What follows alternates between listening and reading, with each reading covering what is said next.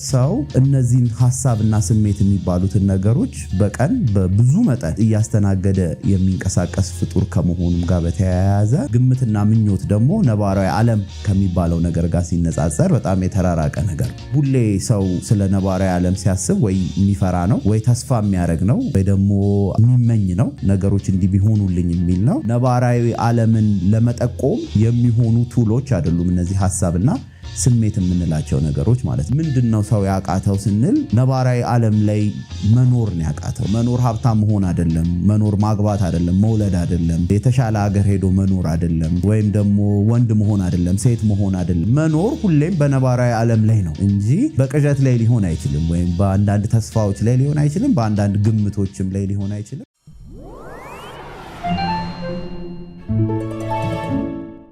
ሰላም የዩቲዩብ ተከታታዮቻችን፣ ይህ የእውነትን በፍቃድ የዩቲዩብ ቻናል ነው። እሺ ዛሬ ደግሞ ሰውና ነባራዊ ዓለም በሚል ርዕስ አዲስ ትምህርት ይዤላችሁ መጥቻለሁ። ስለዚህ ይሄንን ትምህርት ከኔ ጋር ቆይታ በማድረግ እንድትከታተሉኝ ጋብዛችኋለሁ። ሰውና ነባራዊ ዓለም በሚለው ርዕስ ዙሪያ ያመጣሁላችሁን ትምህርት ከመጀመሪያ በፊት እስከዛሬ የተለያዩ ትምህርቶችን ወደ እናንተ ይዘን እየቀረብን ነበርና አንዳንዶቹን ያው እየተመለሳችሁ ወደ ኋላ እንድታዩዋቸው ምናልባት ለዩቲዩብ ቻናላችን አዲስ ከሆናችሁ ማለት ነው። አሁን ደግሞ የተገናኘ ነው ሲዝን 2 ላይ ያው ይዘን በቀረብናቸው ትምህርቶች አማካኝነት ነው እና ሰውና ነባራዊ ዓለም የሚለው የኔም ትምህርት በዛ ውስጥ የሚካተት ትምህርት ነው። እሺ ሰውና ነባራዊ ዓለም የሚለው ሐሳብ ላይ ማንሳት የፈለኩት ነገር ምንድነው? በጣም ሰው ከነባራዊ ዓለም የራቀ አመለካከት፣ የራቀ ሐሳብ፣ የራቀ ስሜት ይዞ እንደሚንቀሳቀስና አንድም ከዚህ በፊት ካስተማርኩት ትምህርት መኖር በሚል ርዕስ ካስተማርኩት ትምህርት ጋር በተያያዘ ሰው መኖር ያልቻለበት ዋነኛ ምክንያትም እሱ ስለሆነና ከሱ ጋር ተያይዞ ደግሞ የኛ ልዩነት ከምን አንፃር እንደሆነ ወደ ቪዲዮ ማብቂያ ላይ እሱንም እገልጻለሁ። ምክንያቱም ሁሌ እንደምናደርገው የኛን ትምህርቶች አስተምረን ለሰዎች ነግረን የምናበቃው ሁሌ አቅጣጫ በመጠቆምና ኑና እኛ የምንለውን ነገር በአካል በመገኘት ትምህርታችንን ተከታትላችሁ ከዛኛ ደግሞ አገኘን የምንለውን ነገር ራሳችሁ ጨብጣችሁ እንድታረጋግጡት ጥሪ ስለሆነ የምናስተላልፈው እሱንም ደግሞ ወደ መጨረሻ ወደ ቪዲዮ ማብቂያ ላይ አመጣለሁ ማለት ነውና ሰውና ነባራዊ ዓለም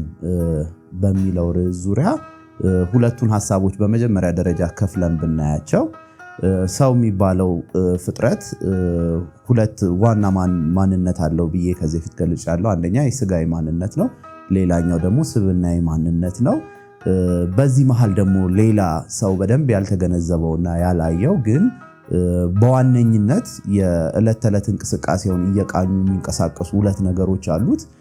እነሱ ነገሮች ሐሳብና ስሜት የሚባሉ ነገሮች ናቸውና ሰው እነዚህን ሐሳብና ስሜት የሚባሉትን ነገሮች በቀን በብዙ መጠን እና በብዙ ብዛት እያስተናገደ የሚንቀሳቀስ ፍጡር ከመሆኑም ጋር በተያያዘ እነሱ በመሃል ሰው ነባራዊ ዓለሙን እንዳያይ ወደ ሁለተኛው ነጥብ ስለምመጣው ነባራዊ ዓለሙን እንዳያይ በሱ ምትክ የሚያየውን ነገር ከስር የሚያቀርቡለት ማንነቶች ሆነው ተገኝተዋልና ምን ማለት ነው ይሄ? ለምሳሌ ሰው በሐሳብ ውስጥ ስለ መኖር ሲያስብ ወይም ስለ ወደፊቱ ሲያስብ ወይም ደግሞ ስለ ቀላል ይሄ ተንፍሶ መንቀሳቀስ የሚባለውን ሲምፕል የሆነውን የመኖርን ቅርጽ ሲያስብ የሚያስባቸው ሐሳቦች እዛ ጋር ያሉ ሐሳቦች ናቸው እንጂ ነባራዊ ሁኔታን የተመሰረቱ አይደሉም።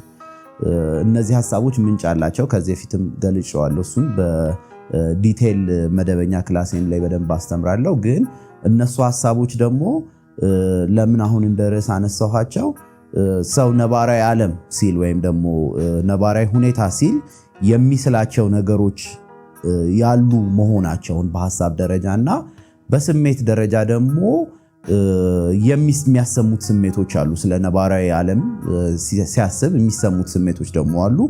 እነሱን ደግሞ የስሜት ጎራ ላይ እንመድባቸውና ሁለቱም ግን በጥቅሉ ስንመለከታቸው ያሉ ነገር ስለሆኑ ነው ከነሱ የተነሳሁት።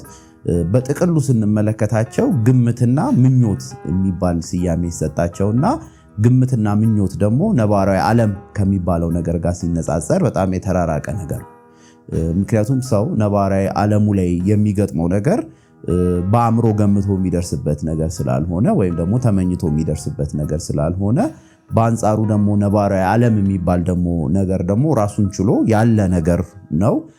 ግን ሰውና እሱ ደግሞ ተራርቀው ለዘመናት የኖሩና ሁሌ ሰው ስለ ነባራዊ ዓለም ሲያስብ ወይ የሚፈራ ነው ወይ ተስፋ የሚያደርግ ነው ወይ ደግሞ አለ አይደል የሚመኝ ነው፣ ነገሮች እንዲህ ቢሆኑልኝ የሚል ነው። አክቹዋሊ ግን ነባራዊ ዓለምን ደግሞ ሲያየው ደግሞ ከነዛ ነገሮች የራቀም ነው እና ብዙ ሰዎች ከመኖር የተገቱበት አንደኛና ዋነኛ ምክንያት ይሄ ነው። ነባራዊ ዓለም የሚባለውን ነገር የመጋፈጥ እንትኑ የላቸውም። በሁለት ምክንያት ነው በነገራችን ላይ እንደዛ የሆነበት ምክንያት፣ እሱን ወደ ማብቂያው እየገለጽኩ ይመጣለሁ። ግን ዞሮ ዞሮ ሰዎች ነባራዊ ዓለም የሚባለውን ነገር የሚቃኙት በእነዚህ ሁለት ማንነቶቻቸው ይሆኑና እነዚህ ሁለት ማንነቶች ደግሞ ነባራዊ እውነትን ለማሳየት ወይም ነባራዊ ዓለምን ለማሳየት ብቁ የሆኑ መነጽሮች አይደሉም። ብዙ ጊዜ ሲሳሳቱ ይስተዋላሉ። ምክንያቱም ሁሌ እንደምለው ነው። ለምሳሌ ሰው ስለ አንድ ቀድሞ ስለሄደበት ቦታ ወይም ደግሞ ሄዶ ስለማያውቅበት ቦታ ብትጠይቁት ስለዛ ነገር የሚሰጣችሁ ግምትና ቦታው ላይ ሲደርስ ያለው ነገር አንድ አይነት አይደለም። ብዙ ጊዜ ኦኬ እኔ እንደዚህ ነበር ይሆናል ብዬ ገመትኩት፣ እኔ እንደዚህ ነበር ይሆናል ብዬ ገመትኩት ይላል እንጂ ነባራዊ ዓለም ላይ ያለውን ኤግዛክት ነገር መግለጽ አይችልም። የሱ አይነት ብቃት የለውም፣ የሱ አይነት ማንነት የለውም። እንዲያቅም አልተፈጠረም። እስከ እንትኑ በደንብ ጉዳዩን ካየነው ደግሞ ያንን ነገር ሲደርስበት ነው እንዲያቀው የተፈለገው እንጂ ከዚህ ጋር ቁጭ ብሎ የዛሬ 5 ዓመት የዛሬ 10 ዓመት ወይም ደግሞ ነገ ምን ሊፈጠር እንደሚችል እንዲያቅም አልነበረም ያፈጣጠር ቅርጹ። በስሜቱም እንደዛው ነው። ስሜቱ አንዳንድ ነገሮችን ይጠቁሙታል በእንቅስቃሴዎቹ፣ ግን እነዛ የጠቆሙት ነገሮች እንደ ቻንስ ናቸው። አንዳንዴ ሆኖ ያገኛቸዋል፣ አንዳንዴ ደግሞ ሳይሆኑ ያገኛቸዋል። እንደውም አብዛኛውን ጊዜ ሳይሆኑ ስለሚያገኛቸው በአጋጣሚዎች ስሜቱ ነግሮት የሆኑ ነገሮችን ሲያይ ሲያስደንቀው የምናየው ለዛ ነው። አይገርምም? ይሄ ስሜት እኮ ቀድሞ ተሰምቶኝ ነበር ብሎ እንደ አጋጣሚ ሲያወራው ለሰዎች የምንሰማው አልፎ አልፎ የሚከሰቱ ክስተቶች ናቸው እንጂ ነባራዊ ዓለምን ለመጠቆም የሚሆኑ ቱሎች አይደሉም እነዚህ ሐሳብና ስሜት የምንላቸው ነገሮች ማለት ነውና ብዙዎቹ ሐሳቦች ዓለም ላይ ያሉ ሐሳቦች ከተመለከትናቸው የዚህ አይነት ይዘት አላቸው። ለምሳሌ ስኬት ካልን ስኬት አእምሮ ላይ ያለ ሐሳብ ነው እንጂ ነባራዊ ዓለም ላይ ሁሉም ሰው አእምሮ ላይ ያለው ስኬት እየተመዘነ ቢሄድ በጣም የተለያየ ነው፣ በጣም ሰፊ ነው፣ በጣም የተዘበራረቀም ነውና ግን ስያሜ ያለው ግን ደግሞ ሐሳቡ ሲነሳ በሰዎች ዘንድ እንደየሰው ቅርጽ የተለያየ መልክ ያለው እና ደግሞ ምድርን የረገጠ ማንነት ያለው ነገር የሚመስልም ነገርም አለው። ሌላ ሞትም እንደዛው ነው። ለምሳሌ አንዳንድ ሰዎች ስለ ሞት ሲጠየቁ ሞትን የሚፈሩበት መጠን ያንን ነገር የምር ሄደው አይተውት ነው እንዴ ሞተው መተው ነው እንዴ እንላለን አንዳንዴ ሰዎች እንደሱ አይነት እንትን ሲሉ ማለት ነውና ያላቸው እርግጠኝነት በጉዳዩ ዙሪያ ያላቸው ይሄ በቃ ይሄ ነው ብሎ የመደምደም ማንነት በነባራዊ ሁኔታ ሞት እንደሱ አይነት ቅርጽ የለውም እና ያንን ደግሞ ሰውየው አራለው ብሎ መከራከር አይችልም ይዞ መጥቶ። ምክንያቱም ሲሞት ነው ሊያውቀው የሚችለው ሞት የሚባለውን ነገርና ደስታንም በተመሳሳይ ሁኔታ ነው። ደስታ ሲባል ሰው ደስታ የሚመስለው ከዚህ በፊትም ብዬዋለሁ ይሄንን ነገር በአንዳንድ አጋጣሚዎች የተሰማውን ስሜት ነው እንጂ አክቹዋል ደስታ ምን ሊመስል እንደሚችል አያውቀውም። አክቹዋል ደስታ ማለት ሳይቋረጥ የሚመጣ እንደ አየር በየቀኑ ወደዛ ሰው ህይወት ውስጥ የሚመጣን የደስታን አይነት እስቲ ንገረኝ ቢባል ሰው ከቃላት ባለፈ ይሄ ነው ማለት የሚችለው እንትን ስላልሆነ ቅርጽ ስላልሆነ እነዚህም ነገሮች ነው እንግዲህ ነባራዊ ዓለም ወይም ደግሞ እውነታዊ ዓለም ላይ ያሉ የመሰሉት ግን የሌሉ የሚባሉ ሐሳቦችን ይዞ የሚሄደው በአእምሮ በስሜቱም ቅድም እንደጠቀስኳቸው አንዳንድ እንትኖች እንደዛ ናቸው። ተስፋ ለምሳሌ ለዛ ነው የሚያደርገው ሰው ነባራዊ ዓለምን ስለማያውቅ በሱ ምትክ ያለ ሐሳብ ነው ወይም ስሜት ነው። ስለዚህ ሰውየው ምንድነው ተስፋ እያደረክ ያለው ብትለው እና ቢነግርህ ነባራዊ ዓለም ላይ የሌለ ነገር ይሆናል በብዛትና ነባራዊ ዓለም ላይ ያሉትን ነገሮች ከቀን ወደ ቀን እየራቀ ከዘመን ዘመን እየራቀ የመጣው እነዚህን አይነት ነገሮችን በአእምሮና በስሜቱ ስለሚይዝና በእንደሱ አይነት ጉዞ ውስጥ ስለሚሄድ ነው። እንደ ጭስ ነው። አሁን አንዳንዴ የኔም ተማሪዎች ጋር እንደ ምሳሌ ያነሳላቸዋለሁ። ለምሳሌ የሆነን ጭስ ሰው ከሆነ ርቀት ሆኖ ሲያየው ያ ጭስ እንደ ግንብ አይነት ሆኖ ማያሳልፍ አይነት የሚመስል ነው። ግን እየተቃረበ ሲመጣ ሰውየው እነሱ ነገሮች እንትን እያሉ ይመጣሉ፣ ገለል እያሉ የሚመጡ ነገሮች ናቸውና እነሱን ነገሮች ግን ከርቀት ሆኖ ስለሆነ ያየው ገለል ሊበሉ አይበሉ ማረጋገጫ ስለሌለው የምርም ያሉና የማይንቀሳቀሱ ነገሮች ይመስሉታል። ያው እኛ ደግሞ ያው በሁለት መልኩ ነው እኛ ጋር ይሄ ነገር ተሳካ የምንለው። እሱን እነግራቸዋለሁ በምን መልኩ እንደሆነ። ግን ብዙዎቹ ሰዎች አእምሮ ላይ ያሉ ነገሮች እንደዚህ አይነት ባህሪ እንዳላቸው፣ ስሜት ላይ ያሉ ነገሮች እንደዚህ አይነት ባህሪ እንዳላቸው አንዳንድ ሰዎችም ሲሉ ሰምተን እናውቃለን። ያው እነሱ ያሉት እኛ ባለን መልኩ እኛ የያዝነውን ነገር ይዘው ባይሆንም ግን ለምሳሌ ለስኬት ሲሄዱ ስኬታማ ለመሆን መጨረሻ ላይ ስኬት የሚባለው ግብ ላይ ለመድረስ በሚያደርጉት ጉዞ ላይ መጀመሪያ የፈሯቸውና እነዚህ ነገሮች አያሳልፉንም ብለው ያሰቧቸው ነገሮች እንደ ጭስ ገለል እያሉ እንደሄዱላቸውና ከዛ ግባቸው ላይ እንግዲህ ግብ ብለው እነሱ ያሰቡት ላይ ሲደርሱ እነዛ ነገሮች ሌላ አይነት ቅርጽ እንደያዙና ድሮ የሚያስፈሩ የነበሩት አሁን ደግሞ ሲቀርቧቸው እንደሸሿቸው አይነት በተለያዩ እንትኖች ሲገልጿቸው ሰምታችሁ ይሆናልና ይሄ ምንድነው የሚያሳየው? ሐሳብና ስሜት ላይ ያሉ ነገሮች ከሩቅ የማይንቀሳቀሱ የሚመስሉ ግን ሰው እየቀረባቸው እየገፋቸው ሲሄድ በአንጻሩ ደግሞ ገሸሽ እያሉ የሚሄዱ ነገሮች ናቸው።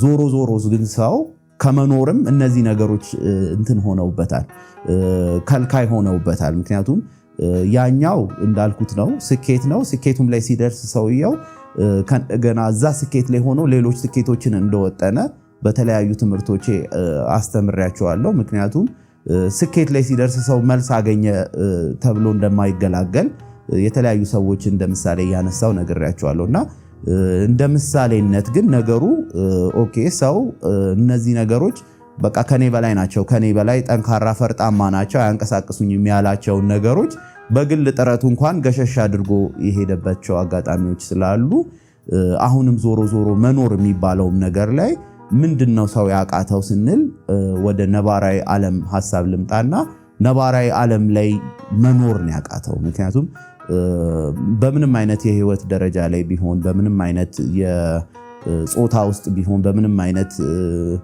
ወቅት ውስጥ ቢሆን ራሱን ያገኘው ሁሉም ሰው በጥቅሉ ግን ምንድነው ያቃተው ከተባለ መኖር የሚባለው ነገር ነው ያቃተው። መኖር ደግሞ ያለው ነባራዊ ዓለም ላይ ነው፣ ወይም ደግሞ ሐሳብ ላይ አይደለም፣ ወይም ስሜት ላይ አይደለም። መኖር ያለው ባለበት ቦታ ባለበት ሰዓት ነው መኖር የሚባለው ያለውና እኛ ጋር ሲመጣ ሰው ይሄን ነገር እንዴት በቀላሉ ሊያሳካ ቻለ ወይም እንዴት ሊሳካለት ቻለ ከተባለ ሁለት ነገሮች አሉ እዚህ ጋር ቅድም ስላችሁ የነበሩት ሐሳቦች ማለት ነውና አንደኛው ምንድነው?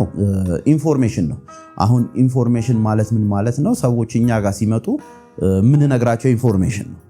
ስለምንድን ነው ግን የምትነግሯቸው ከተባለ እነሱ ሐሳብና ስሜትና እንደዚህ አሉ ብለው የገመቷቸውን ነገሮች እኛ በኢንፎርሜሽን አይ እነዚህ ነገሮች እኮ ጭሶች ናቸው ወይም ደግሞ ትንሽ ስትጋፈጣቸው የሚሸሹ ጉዳዮች ናቸው እያልን እነሱን ነገሮች በኢንፎርሜሽን አማካኝነት ገሸሽ እንዲሉለት አድርገን ከዛ ግን ነባራዊ ዓለሙ ላይ ያው ከጊዜ በኋላ መድረሱ አይቀርም። ነባራዊ ዓለሙ ላይ ሲደርስና ደግሞ ከሱ ጋር ቀጥታ ሲጋፈጥ ደግሞ እሱ ላይ ደግሞ ሆኖ መኖር የሚችልበትን ደግሞ ኃይል የሚያገኝበትን መንገድ ነው የምንጠቁመውና መኖር ማለት እሱ ላይ ስለሆነ ነው።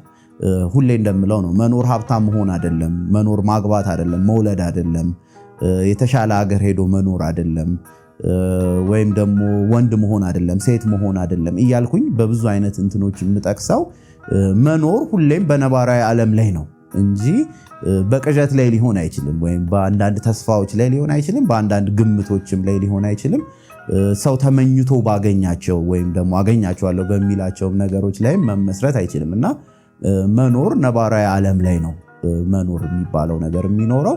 እሱ ላይ ግን ሰው ለምንድን ነው ይሄ ነገር ሰውየው እንትን ያላለው ይሄ እንዴት ነው ያልመጣለት ደግሞ ሲባል እንደ እንትኑ ከሆነ እንዳሁን ዓለም እንደደረሰችበት ሁኔታ ከሆነ እንደውም ሰው በኢንፎርሜሽን ነባራዊ ዓለምን ባያ ይሻላል። ምክንያቱም ነባራዊ ዓለምን አይቶ የመኖር ኃይል ካላገኘ ባያየው ነው የሚሻለው። ምክንያቱም ብዙ የሚያስፈራሩ ነገሮች ነው እዛ ጋር ያሉት። ብዙ እንደማይችል የሚነግሩት ነገሮች ነው ያሉት። ብዙ ተስፋ አስቆራጭ ነገሮች ነው ያሉት። ስለዚህ እሱን ብቻ ማየቱም ደግሞ ልክም አይሆንም። ምክንያቱም እንደውም ብዙ ጊዜ እንላለን እኛ መደበኛ ክላስም ላይ ሰዎች እኛ የምንለውን ነገር እስከ መጨረሻ ሄደው የማይወስዱ ከሆነ ባንነካካቸው ነው የሚሻለው፣ ወይ ደግሞ ባንነግራቸው ነው የሚሻለው። ምክንያቱም ዓለም ላይ ያለውን ነገር ካጋለጥንባቸውና እነዚህ ነገሮች እኮ አንተን እንዳትኖር እየከለከሉ ነው ብለን ከነዛ ነገሮች ጋር ጠላት ካደረግነው በኋላ ከዛ የሚኖርበትን ቦታ አሳይተነው እዛ ላይ ኃይል የሚያገኝበትን መንገድ ካልጠቆምነውና እስከ መጨረሻው ካልወሰድነው በስተቀር ከሁለት ያጣ ነው የሚሆነው። ስለዚህ ኢንፎርሜሽኑ ብቻ ያለ ኃይልም ትርጉም የለውም። ለዛ ነው ዕውቀት ብቻውን ምንም አይሰራም ለሰው የምንለው። እንግዲህ እንዳልኳችሁ እንደ ጥበብ ሆኖ ሰው ያላየውን ነገር ማሳያ ሊሆን ይችል ይሆናል እንጂ በቋሚነት ኃይል ሆኖ ማኖር አይችልም። ስለዚህ እስከ መጨረሻው ሰው ካልሄደ አንነካካም የምንለውም ከዚህ አንጻርም ነው። ግን ኢንፎርሜሽኑ ሲኖረው ሰው እያየው ይመጣል። ምክንያቱም እኛ ዓለም ላይ ያው እንደማንኛውም ሰው ኖረን ስለሆነ አሁን ደረስን ያልናችሁ ቦታ ላይ ደረስነው። ዓለም ላይ ያሉትን ነገሮች እናውቃቸዋለን። ባህሪያቸውን አይቀይሩም። ሁሌ ተደጋጋሚ የሆነ ነገር ነው የሚያደርጉት። ከዘመን ዘመን እንግዲህ ሲቀያየር ዘመኑ አዲስ ነገር የተደረገ ይመስል ይሆናል። ግን እውነቱንም ካየን ደግሞ አዲስ ነገር መጥቶ አያውቅም። አዲስ ነገር አሁን ነው ገና ለሰዎች እንደዚህ ነው እያልን እኛ እየተናገርን ያለ ነውና በዛው ሰርኩሌሽን ውስጥ ስለሆነ ሰው እየኖረ ያለው እኛ ደግሞ በኢንፎርሜሽን መልክ ይሄ የምትለው ነገር ሐሳብ ነው፣ ሐሳቡ ደግሞ ምንጩ እንደዚህ ነው፣ ዓላማው እንደዚህ ነው እያልን እነዛን ጭሶች እንትን እያደረግን እየከፈትን ስንመጣ ለሰውየው ከዛ ሰውየው ነባራዊ ዓለም ላይ ያይና ያለውን ነገር እዛ ጋር ሆኖ መኖር ነው የሚጠቅመው ለሱ። ምክንያቱም ሐሳቦችና እንደዚህ አይነት እንትኖች ቅዠት የሚመስሉ ነገሮች ውስጥ እየሄደ በመጣ ቁጥር ሰው እየባከነ ነው የሚመጣው፣ ጭራሽ ያለውን እያጣ ነው የሚመጣው። ይሄ ደግሞ ጥሩ ማስረጃ ከዘመን ዘመን ሰው ወድቆ አሁን የደረሰበትን ማየት ብቻ በቂ ማስረጃ ይሆናልና ከዛ ግን ቀስ እያለ ሰው እንትን ማድረግ ይችላል። ስለተቻለም ነው ያው እኛም እየነገርናቸው ያለ ነው። እና ግን እነዚህን ሁለት ነገሮችን ግን ማግኘት አለበት። እነሱ ደግሞ ያው ከዚህ በፊትም በተለያዩ ምሳሌዎች አንስተነዋል። አሁን የመጡት ነገሮቹ ራሱ ከዛ ሰው ላይ እየሰራ ሲመጣ ከዛ አንድ ሰው ለሌላ ሰው እያቀበለው ሲመጣና እየተረጋገጠ ምድር ላይ ህጋዊነት እየያዘ ሲመጣ ነው አሁን እኛም በዩቲዩብ መተን ይሄ ያካሄድ አለ ኑና እናንተም ተጠቀሙ እያልን ያለ ነውና ጥቅሙ ደግሞ እስከ መቼ ነው ሲባል እስከ መጨረሻው ድረስ የሚጠቅማችሁን ነገር ነው ይዘን እየመጣን ያለ ነው። ለዛም ነው የምንለየው ከሌሎች የተለያዩ እንትኖች ዓለም ላይ ከመጡ ሰዎች እያልን እየተናገርን ነው እንግዲህ እስካሁን ያለ ነው። ስለዚህ ያው ሁሌ እንደምንለው ነው ሙሉ እንትናችንን አንድ የዩቲዩብ ቪዲዮ ላይ ይዘን አንመጣም። አንዳንድ ያው ጥቆማዎችን ስለሆነ የምናደርገው ሁሌ። ስለዚህ በዛ መሰረት ዛሬም የነበረን ቆይታ ሰውና ነባራዊ ዓለም በሚለው ርዕስ ይህንን ይመስላል። እሺ ስለዚህ ሁሌ እንደምናደርገው በዩቲዩብ ቪዲዮአችን ማብቂያ ላይ አድራሻችንና ስልክ ቁጥራችንን ስለምናስቀምጥ በዛ አድራሻ አማካኝነት እሁድ 4 ሰዓት ተኩል የሚጀምረውን የመግቢያ ክላሳችንን መታችሁ እንድትቀላቀሉ ጋብዛችኋለሁ። ለዛሬ የነበረኝ ቆይታ ይሄንን ይመስላል። ቻው።